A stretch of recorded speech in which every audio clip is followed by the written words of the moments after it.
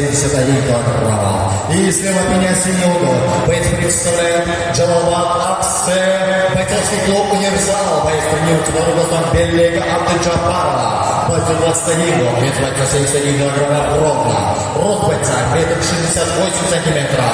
Боец является мастером спорта по восточным единоборствам. Это профессиональный дебют ГМА бойца. Встречайте Аксе Экилу!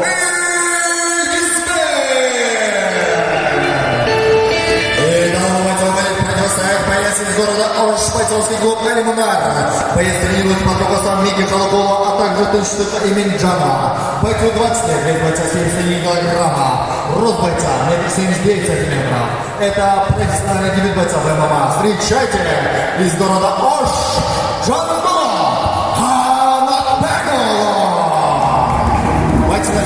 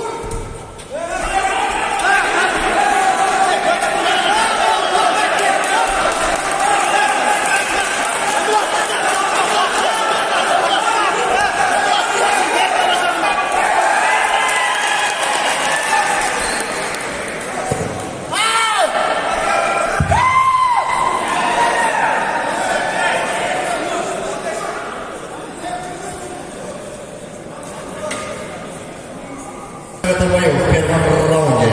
Удушающим треугольником победу одержал боец Халатбеков